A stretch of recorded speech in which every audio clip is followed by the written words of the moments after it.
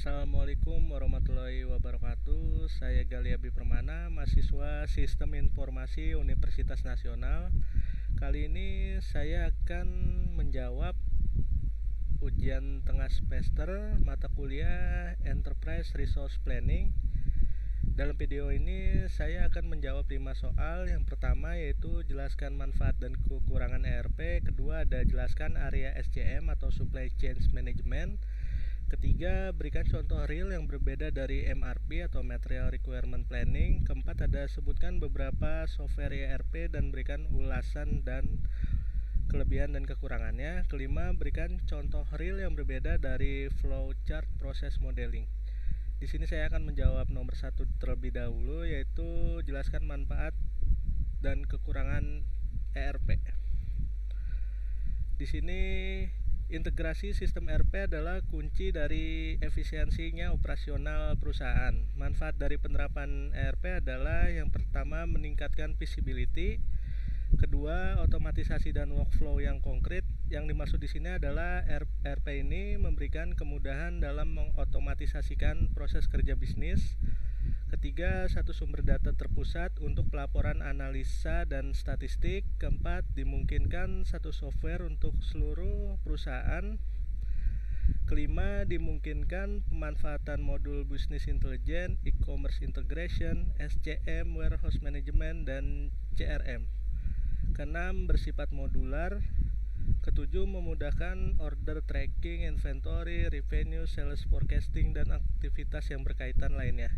Kekurangan dari ERP di sini yang pertama adalah pengembangannya sangat mahal. Kedua, siklus implementasinya sangat panjang. Ketiga, paybacknya sulit diukur. Kelima, membutuhkan partisipasi user untuk berhasilnya sebuah ERP ini. Terus membutuhkan biaya infrastruktur yang tinggi, migrasinya yang rumit, dan sulit diterapkan pada organisasi yang memiliki organisasi desentralisasi atau terpusat. Lanjut soal nomor 2, yaitu jelaskan area Supply Chain Management. Di sini kegiatan yang tergolong dalam cakupan area Supply Chain Management adalah semua kegiatan yang terkait dengan aliran material, informasi, dan keuangan di sepanjang jalur supply chain. Kegiatan-kegiatan tersebut antara lain yaitu 1. Pada bagian pengembangan produk, cakupan kegiatannya melakukan riset pasar dan merancang produk baru. Di sini melibatkan supplier dalam merancang produk baru tersebut. Kedua, ada bagian pengadaan. Di sini bagian pengadaan cakupan kegiatannya yaitu memilih supplier, mengevaluasi kinerja supplier, melakukan pembelian bahan baku dan komponen, memonitor supply risk, membina dan memelihara hubungan dengan supplier.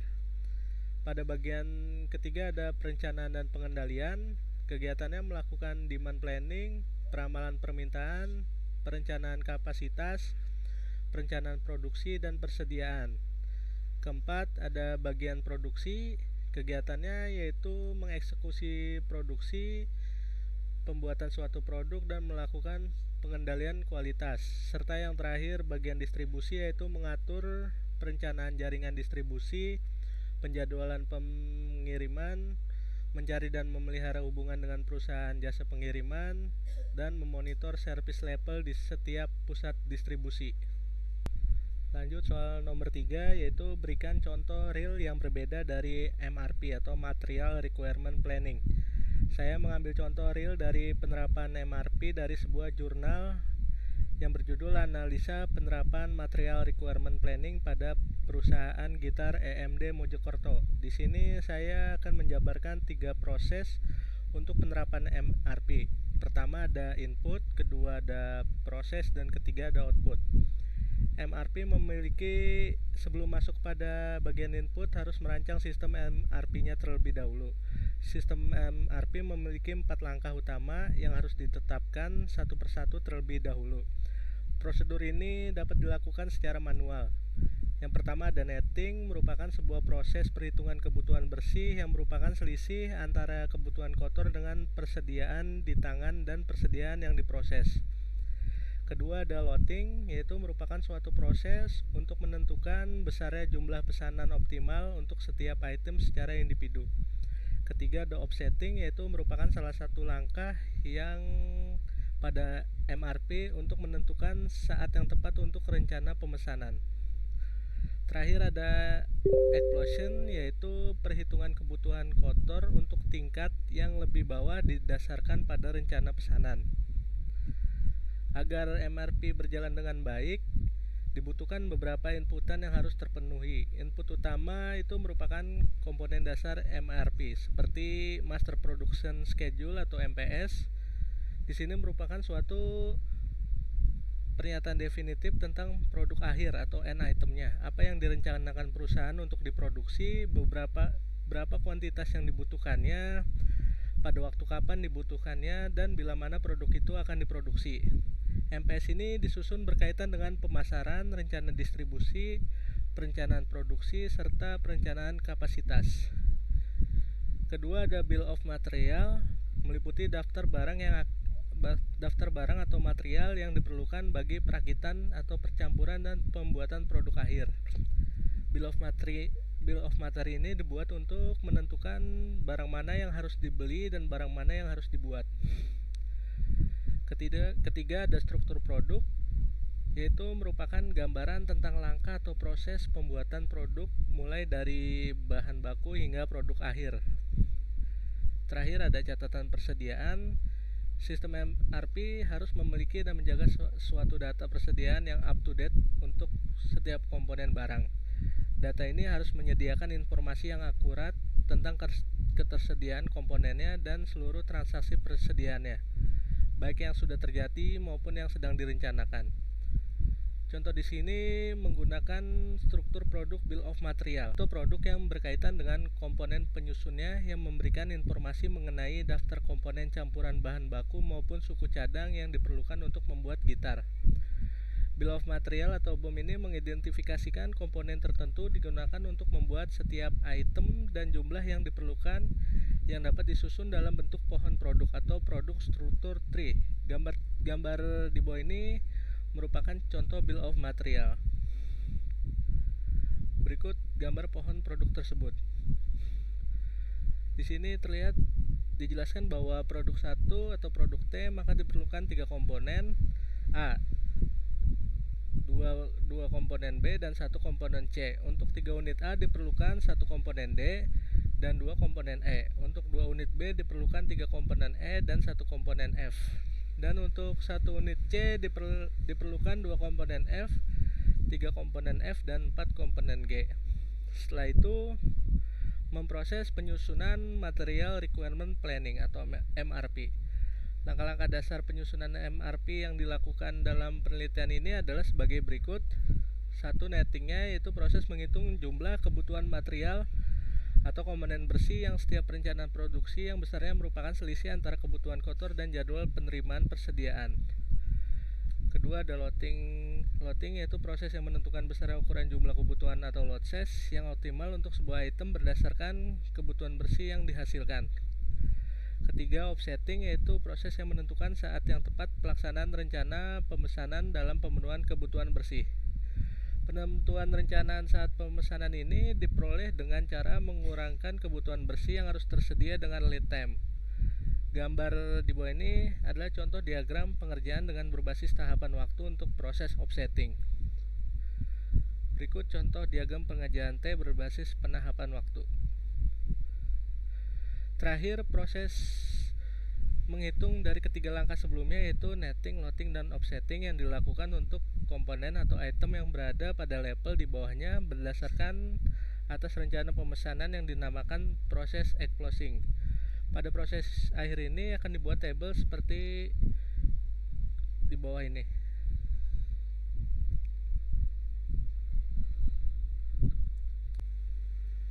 Lanjut soal nomor 4, sebutkan beberapa software Enterprise Resource Planning, berikan ulasan, kelebihan, serta kekurangannya. Yang pertama ada aplikasi SAP atau System Application and Product in Data Processing, adalah software yang berbasis Enterprise Resource Planning yang biasa digunakan untuk mendukung manajemen perusahaan untuk menyusun perencanaan serta membuat operasional perusahaan menjadi lebih efektif dan efisien. Kelebihan dari aplikasi ini adalah yang pertama mampu mengelola berbagai operasi bisnis, kedua memiliki fitur yang canggih, ketiga menawarkan fleksibilitas, terakhir yaitu bisa menurunkan biaya TCO. Kekurangan dari aplikasi ini yang pertama biayanya mahal, rumit rumit dan butuh sumber daya manusia kualitas tinggi untuk menerapkannya. Kedua ada Oracle PeopleSoft Enterprise. Di sini merupakan paket aplikasi yang dirancang untuk mendukung kebutuhan bisnis yang rumit. Aplikasi ini merupakan juga software yang berbasis Enterprise Resource Planning. Aplikasi ini menyediakan solusi untuk bisnis skala industri dan membantu organisasi meningkatkan kerjanya. Kelebihan dari software ini sama seperti software yang sebelumnya, yaitu pertama mampu mengelola berbagai operasi bisnis, mempunyai fitur yang canggih, dapat membantu mengambil keputusan, dan menawarkan beberapa fleksibilitas terkait operasi bisnis. Kekurangan dari software tersebut sama seperti yang software SAP, yaitu biayanya tinggi, rumit, serta kompleks. Jadi butuh kualitas sumber daya manusia yang tinggi untuk menerapkan sistem ini. Lanjut soal terakhir, yaitu soal nomor 5. Berikan contoh real yang berbeda dari flowchart proses modeling. Di sini saya mengambil contoh diagram swimlane atau swimlane flowchart. Swimlane proses diagram adalah sebuah diagram flow proses yang menggambarkan interaksi dari beberapa bagian yang berbeda yang terlibat dalam sebuah lini proses bisnis. Diagram ini menggunakan format jalur hubungan atau swimlane. Adapun menggambarkannya dilakukan dengan cara menampilkan stakeholder pada baris diagram serta kerangka waktu pada kolom diagram. Dan kemudian aktivitasnya ditampilkan menggunakan simbol flowchart. Swimlane proses diagram adalah diagram yang menggambarkan aktivitas dari setiap stakeholder yang terlibat di dalam kegiatan bisnis perusahaan. Diagram ini mempresentasikan flow proses yang menggambarkan interaksi dari beberapa bagian yang berbeda dan bagaimana perkembangan proses melalui beberapa fase yang berbeda. Swimlane proses diagram yaitu bagan yang menggambarkan setiap stakeholder yang ada di line of business perusahaan tersebut, yang digambarkan dengan simbol flowchart. Dengan demikian, swimlane proses merupakan activity diagram dari para stakeholder yang memperlihatkan stakeholder yang terlibat di dalam proses line of business dan waktu pada interaksinya. Swimlane diagram juga sering disebut dengan deployment process map atau cross-functional flowchart. Adalah sebuah diagram yang mempresentasikan flow proses yang menggambarkan interaksi dari beberapa bagian yang berbeda dan bagaimana perkembangan proses melalui beberapa fase yang berbeda. Pada gambar di bawah merupakan contoh diagram swimlane. Di sini saya akan menjelaskannya. Pada unit konsumer di sini digambarkan sedang mempelajari sebuah produk yang dia dapat dari marketing yang sebelumnya sudah memasang iklan terlebih dahulu. Jika konsumer tertarik, akan mendapatkan sebuah penjualan dan produk tersebut dapat dikatakan berhasil dijual kepada konsumer sebelumnya. Namun jika tidak menghasilkan, tidak adanya penjualan dari produk tersebut. Setelah diagram selesai, mudah untuk melihat siapa yang bertanggung jawab untuk apa dan juga mudah untuk mulai mengidentifikasikan inefisien potensial.